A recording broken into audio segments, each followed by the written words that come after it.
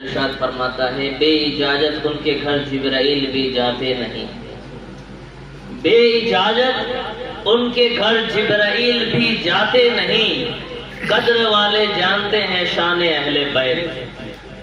بے اجازت ان کے گھر جبرائیل بھی جاتے نہیں، قدر والے جانتے ہیں شان اہل بیت، اور ان کی پاکی کا خدائے پاک کرتا ہے اعلان، ان کی پاکی کا خدائے پاک کرتا ہے اعلان۔ آئینہ تطہیر سے ظاہر ہے شان اہل بیت، آئینہ تطہیر سے ظاہر ہے شان اہل بیت۔ اور گھر لٹانا سر کٹانا کوئی تجھ سے سیکھ لے، گھر لٹانا سر کٹانا کوئی تجھ سے سیکھ لے، جان و عالم ہو فدا اے خاندان اہل بیت، جان و عالم ہو فدا اے خاندان اہل بیت۔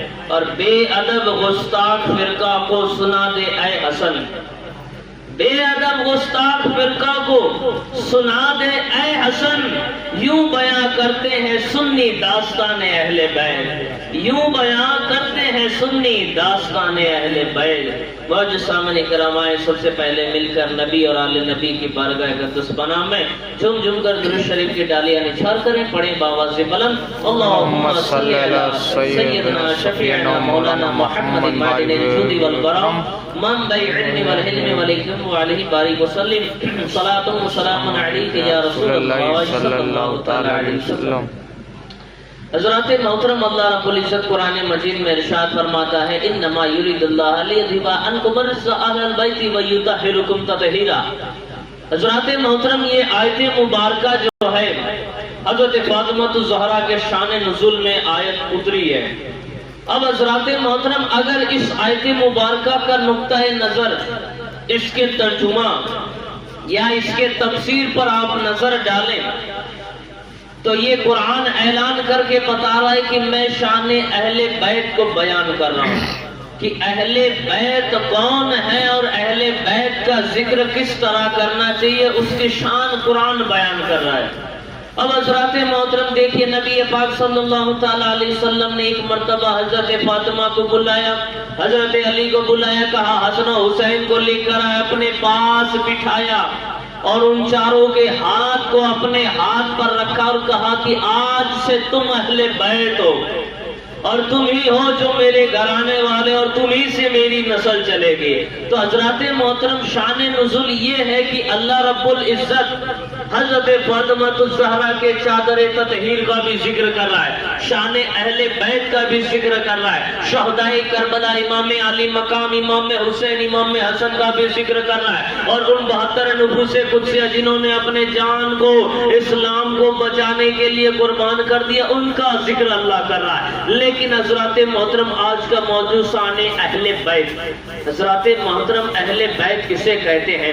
نبی پاک صلی اللہ تعالی علیہ وسلم آخری حج ہے، حجۃ الوداع پر کھڑے ہیں، خطبہ منبر پر کھڑے ہو کر میرے آقا ارشاد فرما رہے اے صحابہ، ہو سکتا ہے کہ اگلا جو حج ہو اس کے اندر میں موجود نہ ہوں گا۔ صحابہ عرض کرتے ہیں یا رسول اللہ صلی اللہ تعالی علیہ وسلم، ایسا نہ کہیں، ہم پر تو قیامت آ جائے گی۔ میرے آقا ارشاد فرماتے ہیں اے لوگوں، گھبرانے کی ضرورت نہیں، میں تمہارے درمیان دو قیمتی چیز کو چھوڑ کر جا رہا ہوں۔ اب حضرات محترم، صحابہ نے عرض کیا، پوچھا یا رسول اللہ وہ دو قیمتی چیز کیا ہے؟ میرے آقا ارشاد فرماتے ہیں سب سے پہلے تو اللہ کا کلام، سب سے پہلے اللہ کا کلام۔ اگر کوئی بھی مصیبت ہو، کسی بھی پریشانی میں کیوں نہ ڈوبے ہو، جب تنہائی ملے گی تب اس کو اٹھانا، اس سے سوال کرنا، اس سے پوچھنا، یہ اللہ کا کلام تمہیں صراط مستقیم دکھائے گا۔ اب صحابہ عرض کرتے ہیں یا رسول اللہ یہ تو ایک چیز ہو گئے،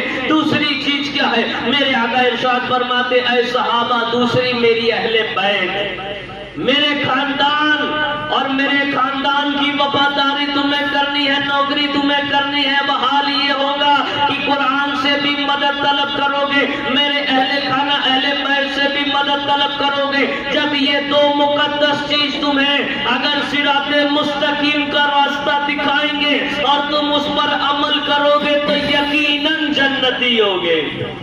یقیناً جنتی ہوگا، اس میں کوئی شک کی بات نہیں۔ اب حضرات محترم آئے نہ نقطہ نظر اٹھائے، نبی پاک صلی اللہ تعالیٰ علیہ وسلم کی پیاری حدیث سے میرے آقا ارشاد فرماتے ہیں کہ اے صحابہ، اے لوگو، اے ایمان والو، سن لو، حسین مجھ سے ہے، میں حسین سے ہوں، حسن مجھ سے ہے، میں حسن سے ہوں، علی مجھ سے ہے، میں علی سے ہوں، فاطمہ مجھ سے ہے، میں فاطمہ سے ہوں۔ گویا کہ نبی کہہ رہے ہیں، عظمت بتا رہے ہیں کہ اے لوگو سن لو، میں رہوں یا نہ رہوں، میرے اہل خانہ سے محبت کرنا، علی رہے یا نہ رہے علی سے محبت کرنا، فاطمہ رہے یا نہ رہے اس سے محبت کرنا، حسن و حسین رہے یا نہ رہے ان سے محبت کرنا۔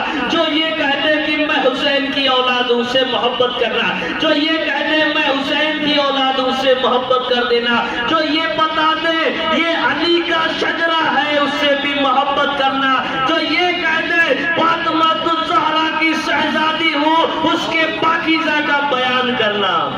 تو حضرات محترم، شان اہل بیت یوں ہی نہیں ہے، اللہ بھی اس کا اعلان کر رہا ہے، اس کا ذکر کر رہا ہے، اور خود مصطفیٰ پاک صلی اللہ تعالیٰ علیہ وسلم کئی جگہ کئی احادیث کے اندر شان اہل بیت کو ارشاد فرما رہے ہیں۔ اب حضرات محترم دیکھیے، آگے بڑھیے، حضرات محترم وہ بولتے ہیں، نبی پاک صلی اللہ تعالیٰ علیہ وسلم نے کیا کہا؟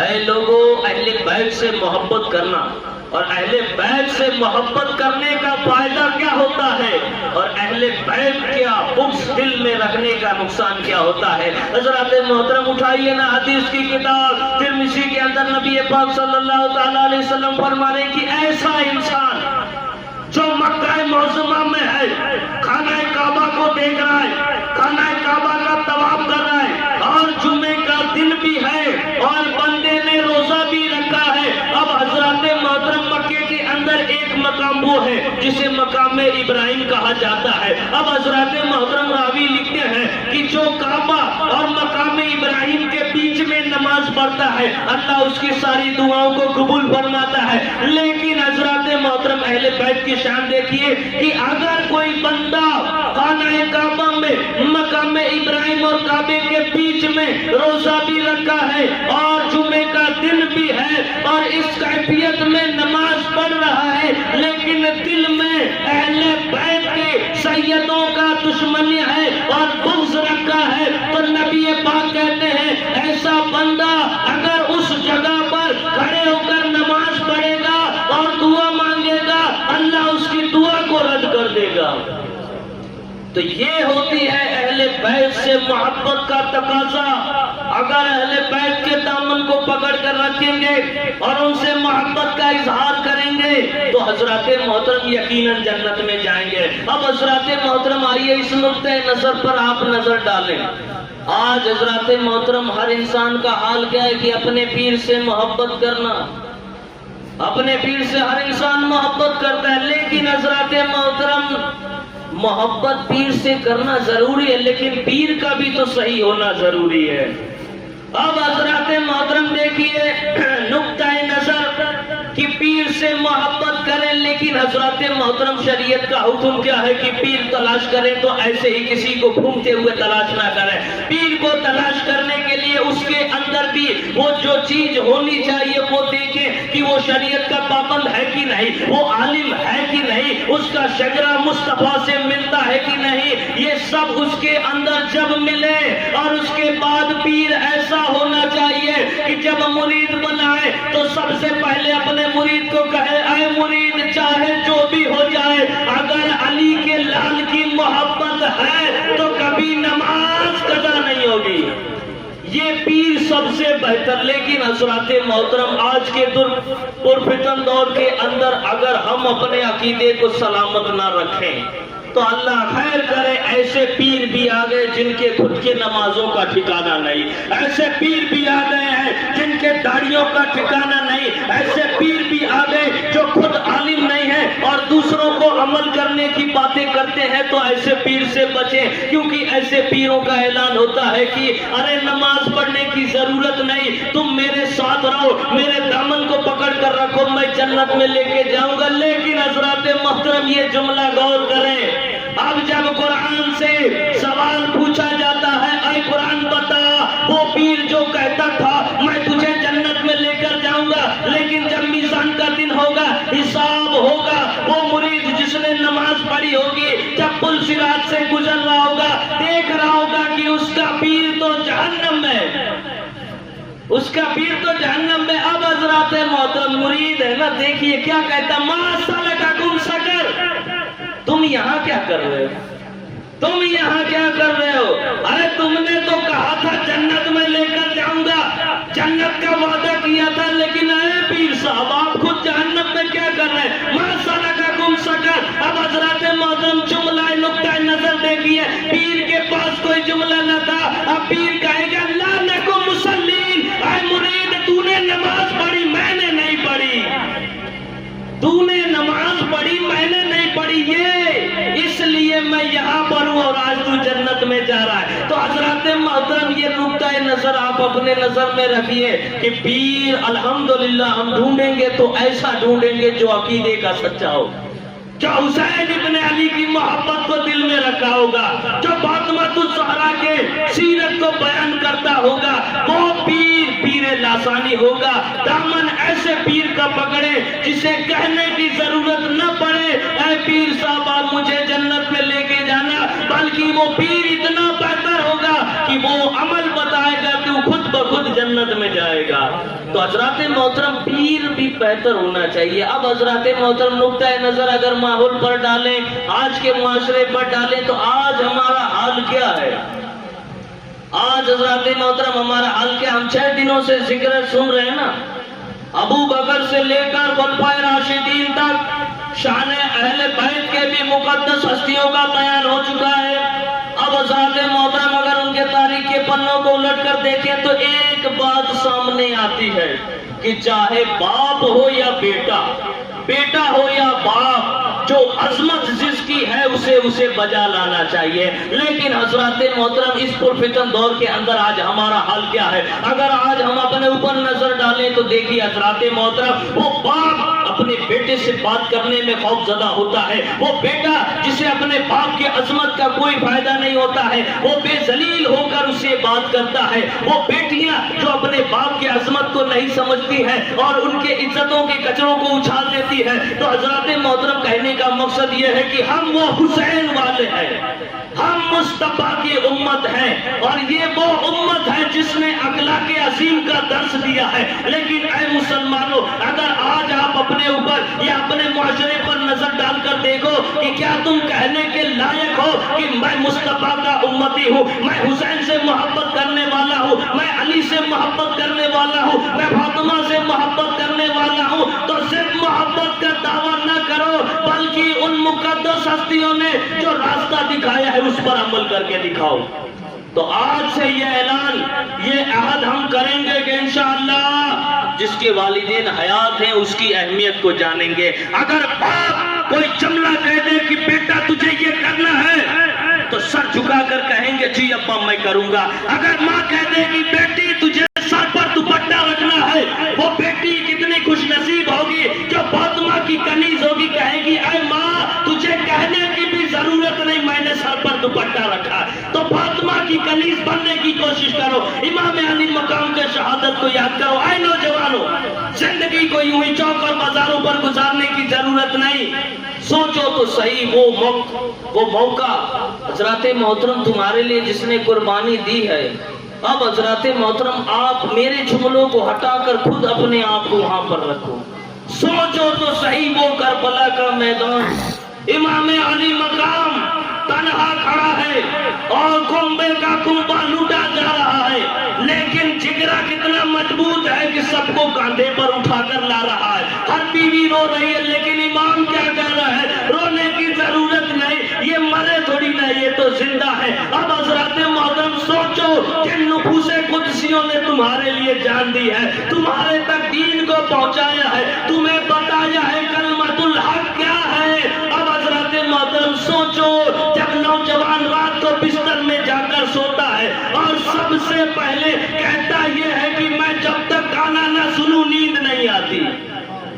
اللہ اکبر، کتنی بڑی بات، مذاق اسے نہ سمجھنا، حقیقت کی بات ہے کہ کہتے ہیں مجھے نیند نہیں آتی جب تک تک گانا نہ سن لو تو اے نوجوان سنو علی کے دل پر کیا گزرے گی کہ میں نے اس کے لیے جان دیا جو گانا سنے بغیر سو نہیں سکتا. کم سے کم اس کے دل میں اتنی محبت تو ہونی چاہیے کہ میرے آقا کے ذکر و اوصاف کو سنے, میرے آقا کی نعت کو سنے. کیونکہ اہل ایمان کا تو حال یہ ہونا چاہیے میں سو جاؤں یا مصطفیٰ کہتے کہتے کھلے آنکھ صلی اللہ کہتے کہتے. تو یہ مسلمانوں کا عقیدہ ہونا چاہیے کہ ہماری زندگی کس موڑ پر جا رہی ہے, اور ہم نے پکڑ کر رکھا اہل بیت کا دامن. اس لیے نقطۂ نظر دیا کہ پیر ایسا ہونا چاہیے کہ غلطی کرنے سے پہلے سوچے کہ میرا پیر مجھے کیا بولے گا, میرا پیر مجھے دیکھ رہا ہوگا. لیکن یہ تو دور کی بات ہے, وہ مقدس ہستیاں جنہوں نے قربانی دی ہے. اب حضرات محترم آپ موبائل میں اگر ننگی ناچ دیکھ رہے ہیں تو سوچو تو صحیح عباس علمدار کیا سوچیں گے جن کے لیے بازو کٹا دیا, آج انہیں دین کی کوئی فکر نہیں. اب حضرات محترم یوں ہی چوکوں پہ عورتوں کو دیکھ کر اپنی نگاہیں خراب کرو گے. سوچو تو صحیح وہ علی اکبر جو نوجوانی کے 19 سال کے دہلیز پر تمہارے لیے جام شہادت پی لیا, وہ کیا سوچے گا.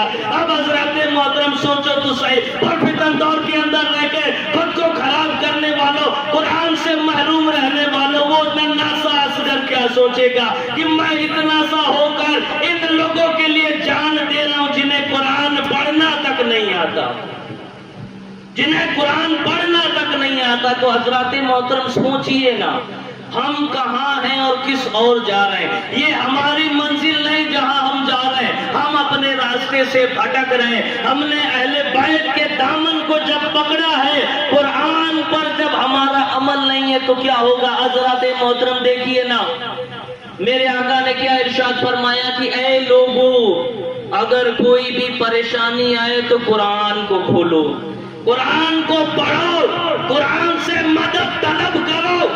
اگر قرآن سے عقیدہ مضبوط رہے گا تو ڈھونگی باباؤں کی ضرورت نہیں پڑے گی, کسی کے پاس جا کر ڈورا بنانے کی ضرورت نہیں پڑے گی. وہ لوگ جو کہتے ہیں نا گھر میں برکت نہیں ہوتی ہے تعویذ بنائیں گے, میں یہ اعلان کر کے بولتا ہوں اگر بندہ فجر کی نماز پڑھے اور قرآن سے رشتہ مضبوط رکھے تو تو کام پر بعد میں جائے گا, تیرا رزق پہلے جائے گا.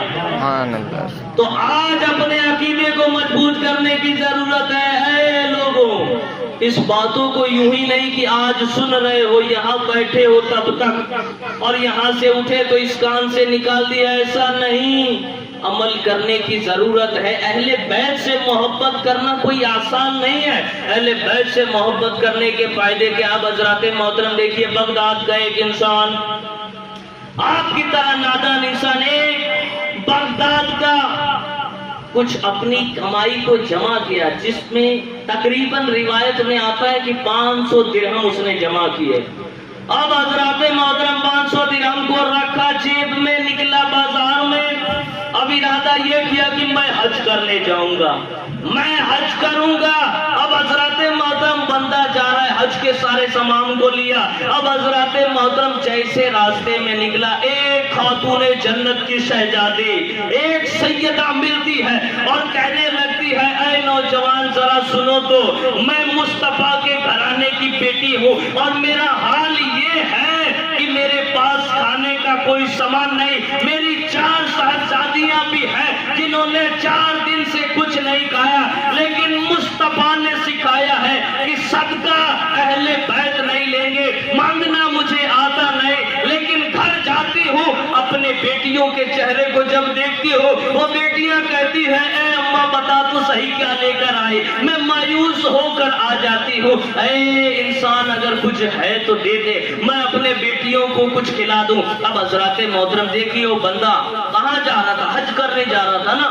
کہہ سکتا تھا نا بہن میرے پاس پیسے نہیں ہیں, میں نے تو سامان خرید لیا اور اب حج کرنے جانے والا ہوں اور اگر تجھے قیمت دے دوں گا تو حج کیسے کروں گا. لیکن مصطفیٰ کا غلام تھا, کہنے لگا اہل بیت ہو کر اتنی پریشان, یہ لو میرے پاس اتنا, یہ سب تم رکھ لو, اسے لو اور گھر لے کر جاؤ, اپنے بیٹیوں کو کھلاؤ, اپنی ضروریات کو پوری کرو. اب حضرات محترم یہ بندہ حج کرنے نہیں گیا, گاؤں کے 70 لوگ حج کرنے گئے تھے. یہ اکیلا نہیں گیا تھا. اب حضرات محترم گھر پر سویا ہے. اب حضرات محترم جب 20 دن کا عرصہ گزرا, جو لوگ حج کرنے گئے تھے جب واپس آئے تو دل میں یہ خیال آیا میں تو نہیں گیا تھا, لیکن میرے گاؤں کے میرے دوست تو جو حج کرنے گئے تھے, چلو ان سے مبارکبادی کر لیتا ہوں, ان سے مل کر آتا ہوں اور یہ پوچھ لیتا ہوں کہ تمہاری حج قبول ہوئی ہے کہ نہیں. اب حضرات محترم یہ نوجوان نکلتا ہے, ہر حاجی کے گھر پر جاتا ہے, کہتا ہے السلام علیکم, اللہ تمہارے حج کو قبول کرے, بتاؤ کیسا رہا سفر. اب وہ سامنے والا بندہ بھی کہتا ہے کہ ہاں اللہ تمہارے حج کو بھی قبول کرے. اب بندہ حیرت زدہ یوں کرتے کرتے جب 70 لوگوں کے گھر پہ وہ گزرا, اب حضرات محترم سب نے یہ کہا کہ تیرا بھی حج قبول. اب جو آخری بندہ تھا اس نے پوچھا کہ بھائی بتا تو صحیح, میں تو حج کرنے گیا ہی نہیں تھا, میں تو یہی تھا اور جتنے لوگ ہیں سب مجھے مبارکبادی دے رہے. اب وہ کہتا ہے کہ ایسا ہو نہیں سکتا, تو میرے ساتھ کعبے کا طواف کر رہا تھا, تو مسجد نبی میں میرے ساتھ تھا, تو صفا اور مروہ کے سعی میں میرے ساتھ تھا, تو مسجد قبا میں میرے ساتھ نماز پڑھ رہا تھا, ایسا ہو ہی نہیں سکتا کہ تو نہیں گیا. اب حضرات محترم بندہ حیرت زدہ رات کو سو رہا ہے خواب میں. اب خواب میں دیکھیے قسمت آگے, قسمت نے اس کے مقدر کو جگایا. اب خواب میں رسول خدا صلی اللہ علیہ وسلم تشریف لائے. اب کہنے لگے اے نوجوان گھبرانے کی ضرورت نہیں, تو حج کرنے نہیں گیا تھا. کہا یا رسول اللہ جب گیا نہیں تھا تو سب مبارکبادی کیوں دے رہے ہیں؟ مصطفیٰ نے کہا تو نے میری بیٹی کا خیال رکھا نا, تو نے میری شہزادی کا خیال رکھا نا. جب تو حج کرنے نہیں گیا اللہ نے تیرے جیسا دکھتا ہوا ایک فرشتہ اسے انسانی شکل میں زمین پر بھیجا اور کہا ہے فرشتے جا اور اس کے نام سے حج کر. اور اے نوجوان سن لے, تو آج کے بعد کبھی بھی حج نہ کر, جب تک زمین باقی رہے گی تیرے نام کا حج ہوتا رہے گا, تیرے نام کا حج ہوتا رہے گا. تو یہ اہل بیت سے وفاداری کا فائدہ, یہ اہل بیت کے دامن کو پکڑنے کا فائدہ. اب حضرات محترم آگے بڑھیے نا. حضرات محترم دیکھیے وہ وقت بھی ہے کہ نبی پاک صلی اللہ تعالی علیہ وسلم نماز پڑھ رہے ہیں, سجدے کی کیفیت میں ہے. اب حضرات محترم جو ہی اٹھنا تھا پیچھے سے امام حسین آ جاتے ہیں. اب حضرات محترم امام حسین آ کر کندھے پر سوار ہو جاتے ہیں. صحابہ کرام دیکھ رہے ہیں کہ حضور نماز پڑھ رہے ہیں, امام حسین گردن پر بیٹھ چکے ہیں, لیٹے ہوئے ہیں. اب حضرات محترم حضور نے اپنے سجدے کو لمبا کر دیا. اب حضرات محترم سجدہ لمبا ہو گیا. صحابہ حیرت زدہ کہ مصطفیٰ نے سجدے کو لمبا کیوں کر دیا. اب حضرات محترم جب امام حسین اترتے ہیں نبی پاک سلام پھیر کر کھڑے ہوتے ہیں. صحابہ عرض کرتے ہیں کہ یا رسول اللہ کیا رب کا کوئی ایسا حکم بھی آ گیا کہ اپنے سجدوں کو طویل کرو, کیوں آپ نے سجدہ طویل کر دیا؟ میرے آقا ارشاد فرماتے ہیں اے صحابہ ایسی کوئی بات نہیں, میرے سجدے کو طویل کرنے کا مقصد یہ تھا کہ حسین میرے پشت پر سوار تھے, حسین میرے پشت پر بیٹھے تھے, اس لیے میں نے سجدے کو طویل کر دیا. اب حضرات محترم کوئی راوی یوں لکھتا ہے امام علی مقام امام حسین کہتے ہیں اے نانا میں تیرے گردن پر سوار ہو کر تیرے سجدے کو لمبا کر دیا تھا, اس کا قرض میں کربلا میں جا کے چکاؤں گا, اس کا قرض میں کربلا میں جا کے جھکاؤں گا. اب حضرات محترم دیکھیے نا آگے بڑھیے وہ وقت بھی آتا ہے کہ امام علی مقام اپنے دونوں بیٹوں کو کہتے ہیں اے بیٹے تختی لو, اس پر کچھ لکھو, اس پر کچھ لکھو. اب حضرات محترم راوی یوں لکھتا ہے کہ دونوں حسنین اور کریمین لکھتے ہیں, تحریر لکھتے ہیں اور دونوں کا لکھ لینا ہو جاتا ہے. اب کہتے ہیں کہ اے بابا علی بتاؤ کس کا خوبصورت ہے, کس نے بہتر لکھا ہے. اب حضرت علی کہتے ہیں کہ اگر حسین کو اچھا کہوں گا تو حسن ناراض ہو جائے گا, حسن کو اچھا کہوں گا تو حسین ناراض ہو جائے گا. اب علی کہتے ہیں اے بیٹا جاؤ فاطمہ کے پاس, حضرت فاطمہ بتائے گی کہ کس نے بہتر لکھا ہے. اب حضرات محترم دونوں حسنین کریمین جاتے ہیں, کہتے ہیں اے امی جان دیکھو تختی پر ہم نے کچھ لکھا ہے, بتاؤ کہ حسن نے اچھا لکھا ہے کہ حسین نے اچھا لکھا ہے. فاطمہ سوچتی ہے اور کہتی ہے کہ اگر حسن کو اچھا کہوں گی تو حسین کو برا لگ جائے گا, حسین کو اچھا کہوں گی تو حسن کو برا لگ جائے گا. اب فاطمہ کہتی ہے اے بیٹا اگر ایسی بات ہے اب حضرات محترم دونوں حسنین کریمین حضور کی بارگاہ میں آتے ہیں، عرض کرتے ہیں اے نانا جان، دیکھیے نا ہم نے تختی پر لکھا ہے، کس کی تحریر اچھی ہے؟ کس نے اچھا لکھا ہے؟ بھائی حسن نے اچھا لکھا ہے کہ بھائی حسین نے اچھا لکھا؟ اب تھوڑی دیر سوچتے ہیں، میرے آقا ارشاد فرماتے ہیں کہ اگر حسن کو اچھا کہوں تو حسین ناراض ہوگا، حسین کو اچھا کہوں گا تو حسن ناراض ہوگا، اب کیا کروں؟ اب حضرات محترم مصطفیٰ کہتے ہیں اے حسنین، اس کا فیصلہ سدرۃ المنتہا کے بادشاہ جبرائیل کریں گے۔ حکم الہی سے جبرائیل آتے ہیں، اب آنے کے بعد کہنے لگتے ہیں یا رسول اللہ صلی اللہ تعالیٰ علیہ وسلم، میری کہاں اوقات کہ میں ان کا فیصلہ کر سکوں؟ اب جبرائیل کہتے ہیں کہ فیصلہ نہ مصطفیٰ کریں گے نہ جبرائیل کریں گے، بلکہ جو کائنات کا مالک ہے وہ رب خدا کرے گا۔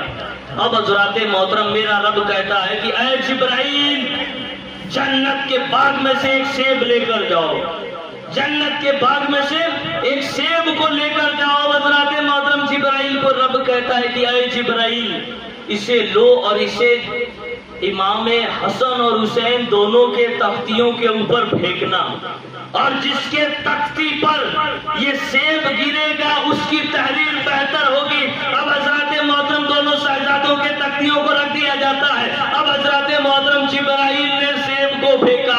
اب حضرات محترم خیال یہ تھا کہ ایک تختی پر گرے گا اور ایک کی تحریر بہتر ہوگی، لیکن رب کہتا ہے اے جبرائیل، تلوار سے سیب کے دو حصے کر دے اور دونوں حصہ تختی پر گرے، نہ حسین ناراض ہو نہ حسن ناراض ہو، کیونکہ مصطفیٰ نے کہا نا حسن بھی مجھ سے ہے حسین بھی مجھ سے ہے، تو ناراضگی کیسی؟ حضرات محترم یہ حال تھا حسنین کریمین کا۔ بچپن کی داستان کو سنے نا، امیر المومنین حضرت ابو بکر صدیق ہے، جمعے کا دن ہے، خطبہ دے رہے ہیں، ممبر پر چڑھے ہیں، امام حسن آتے ہیں، کہتے ہیں اے ابو بکر، یہ میرے نانا کا ممبر ہے، نیچے اتر، اس پر کہاں چڑھا ہوا؟ جا تیرے نانا کے ممبر پر چڑھ کر خطبہ دینا۔ اب حضرات محترم ابو بکر نیچے اترتے ہیں، کہتے ہیں اے حسنین، ذرا یہ تو بتائیے میرا نانا کا کوئی ممبر ہے کیا؟ اور آپ نے یہ جملہ کہا کہ میرے نانا کا ممبر ہے، نیچے اتریے۔ ابو بکر ایمانی جواب دیتے ہیں اور کہتے ہیں اے حسن، ابو بکر بھی تو تیرے نانا کا ہے، ابو بکر بھی تو تیرے نانا کا ہے۔ اب حضرات محترم آگے بڑھیے، نقطۂ نظر پہ چلے جائیں۔ وہ وقت بھی آیا کہ بازار میں بیٹھے ہوئے، ایک درخت کے نیچے بیٹھے ہوئے ہیں۔ اب حضرات محترم حضرت حسن بھی بیٹھے ہیں، حسین بھی بیٹھے ہیں، اتنے میں حضرت عمر بن عبداللہ وہاں سے گزرتے ہیں۔ اب کہتے ہیں اے ہمارے نانا کے نوکر کا بیٹا، جملہ دیکھیے گا حضرات محترم، کیا کہے؟ اے ہمارے نانا کے نوکر کا بیٹا۔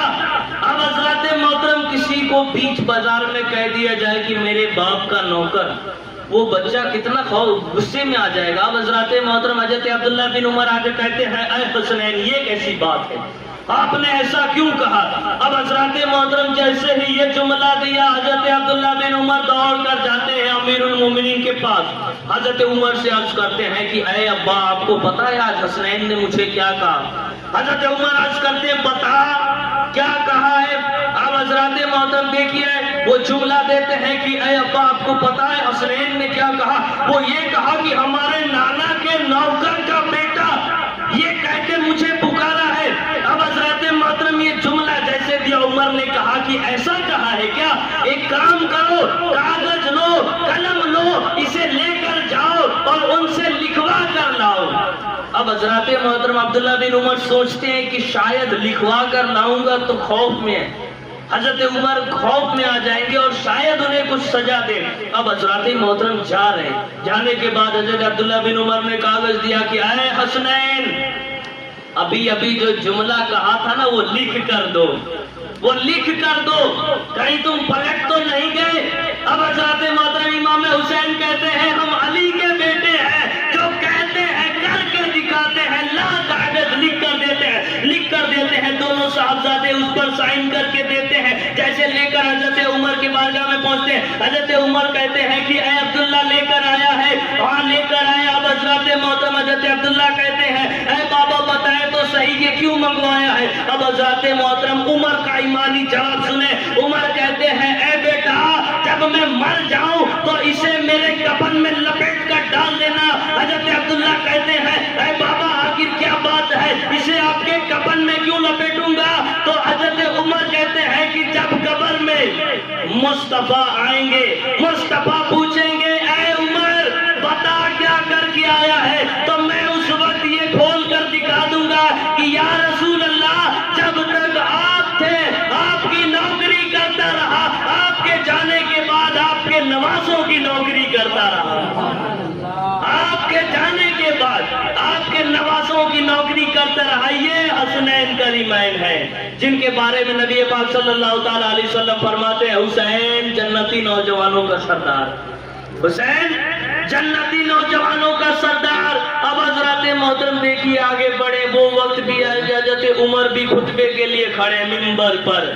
اب حضرات محترم حضرت حسن آتے حسین آتے کہتے ہیں اے عمر کہاں چڑھے ہو ممبر پر، نیچے اترو، یہ ممبر تو میرے نانا کا ہے۔ اب حضرات محترم یہ جملہ سننا تھا، حضرت عمر روتے ہوئے نیچے اتر گئے اور کہنے لگے کہ اے حسنین میرے نانا کا تو کوئی ممبر نہیں، میں تو ایک چرواہے کا بیٹا تھا جو مدینے میں اونٹ کو چرایا کرتا تھا، اور میرا حال تو یہ تھا کہ میں اپنے باپ سے مار بھی کھاتا تھا، جس اونٹ کو سنبھال نہیں پاتا تھا میرا باپ مجھے مارتا تھا۔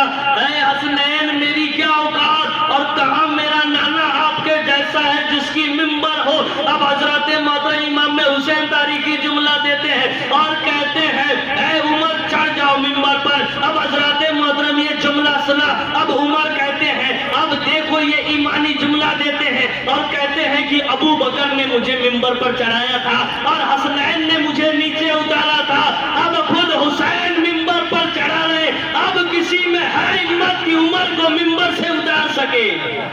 جسے حسنین نے ممبر پر چڑھائے کسی کی اوقات ہے کہ اسے نیچے اتار سکے؟ تو یہ حسنین کریمین کی ذات ہے۔ اب حضرات محترم آگے بڑھے، وہ وقت بھی آتا ہے، ماہ رمضان المبارک کا دن ہوتا ہے، رمضان کے ایام گزر جاتے ہیں، اب حضرات محترم عید کا چاند نظر آتا ہے۔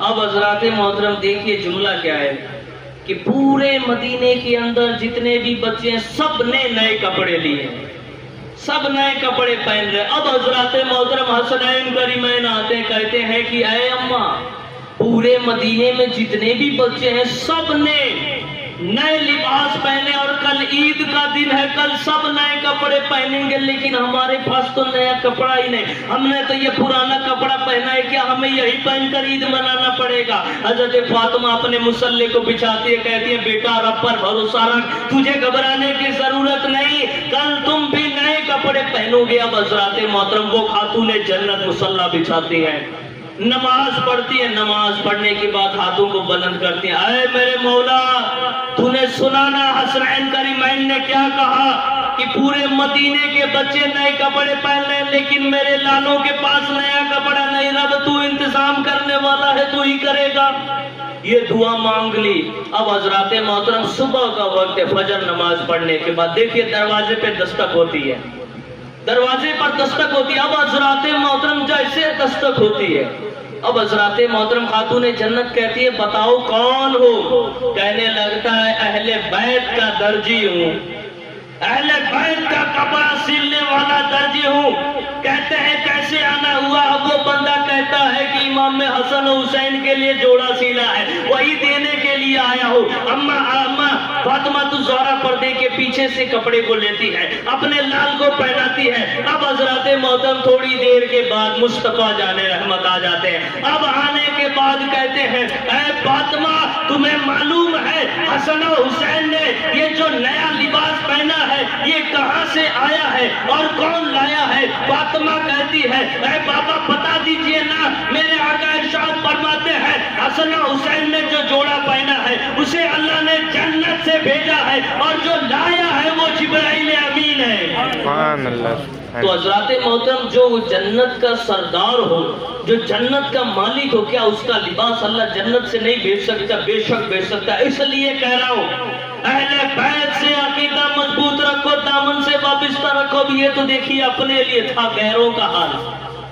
غیروں کا حال۔ حضرات محترم ایک بیوی سیدہ پردے کا اہتمام کرتے ہوئے ایک مسلمان کے گھر پر گئے. کہنے لگی کہ میں غریب ہوں, اہل بیت ہوں, مانگنا نہیں چاہتی لیکن مجبوری ہے, مانگ رہی ہوں, اگر کچھ ہے تو دے دے. وہ مسلمان امیر کہنے لگا میرے پاس مال نہیں, میرے تو گھر میں پاکا چل رہا ہے. ایسا انسان اسے وہاں سے بھگا دیتا ہے. اب حضرات محترم بازو میں یہودی کا گھر رہتا ہے, یہودی کا گھر رہتا ہے لیکن اہل بیت سے محبت کرنے والا ہوتا ہے.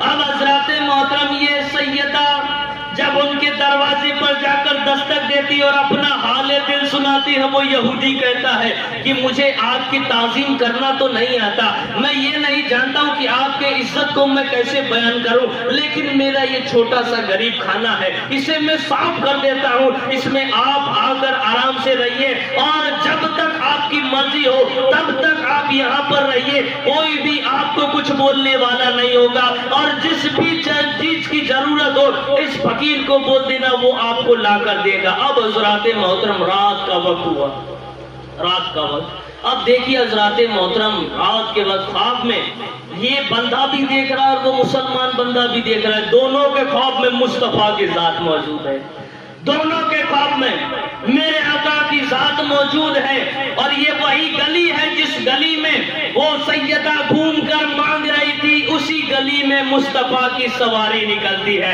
حضرات محترم اسی گلی سے سواری نکل رہی ہے, اور یہ سواری اس امیر کے گھر پر جا کر کہتے ہیں میرے آقا ارشاد فرماتے ہیں کہ تو نے میرے بیٹی کا خیال نہیں رکھا, وہ تیرے در پر آئی تھی لیکن تو نے اسے خالی ہاتھ لوٹا دیا. اب حضرات محترم صبح کا وقت ہوتا ہے, وہ مسلمان بیدار ہوتا ہے, دوڑ کر پورے گاؤں میں اس سیدہ کو ڈھونڈتا ہے.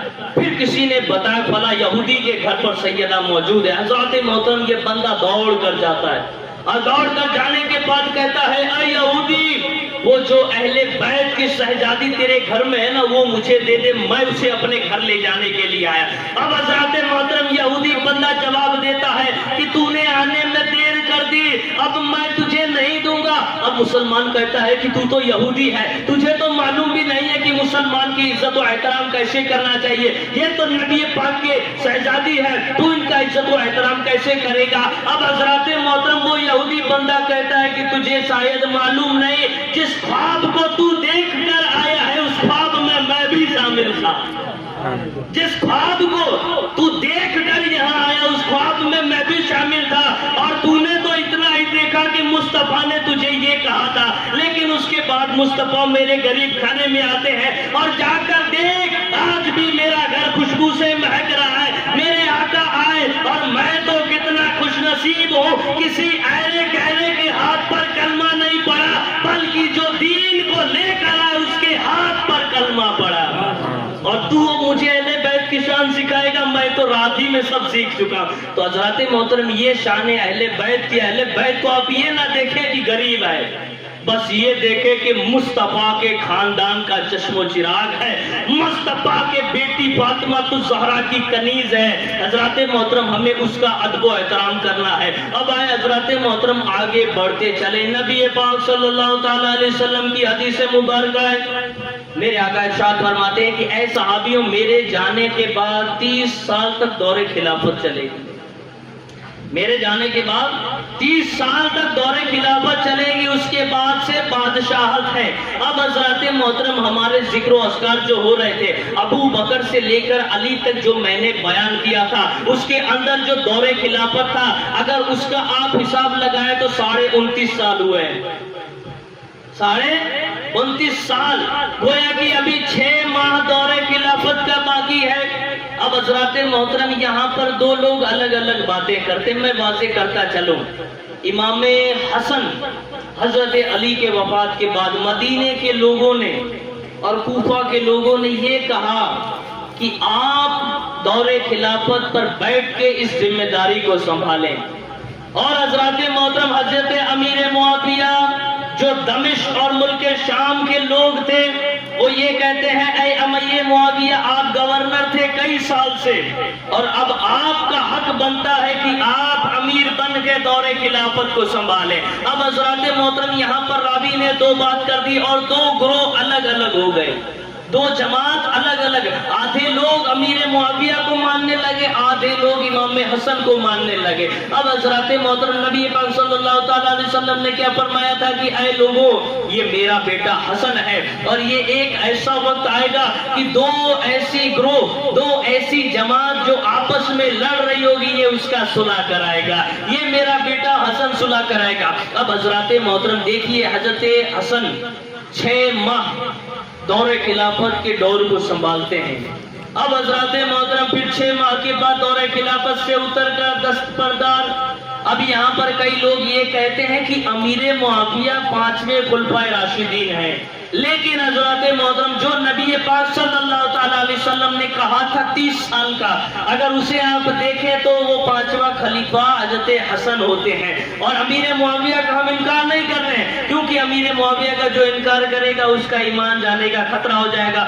امیر معاویہ اپنی جگہ پر صحیح ہے، کیونکہ جسے حسن صحیح کہہ دے تو حسن کے ماننے والوں کو بھی صحیح کہنا پڑے گا۔ اب حضرات محترم وہ وقت آتا ہے کہ امیر معاویہ سے ملاقات ہوتی، امام حسن کہتے ہیں اے امیر معاویہ، دور اسلام کی سلطنت کی جو بھی ذمہ داری سے آپ سنبھالیں، اور مجھے اس سے چھٹی دے دیں، میں اس سے دور ہو رہا ہوں، میری جو ساری ذمہ داریاں یہ میں نے آپ کے حوالے کر دیا، اور آج سے آپ اسلام کی باغ دوڑ کو سنبھالیں گے۔ اور یہ کہہ کہ امام حسن مکہ مکرمہ سے مدینہ منورہ چلے گئے۔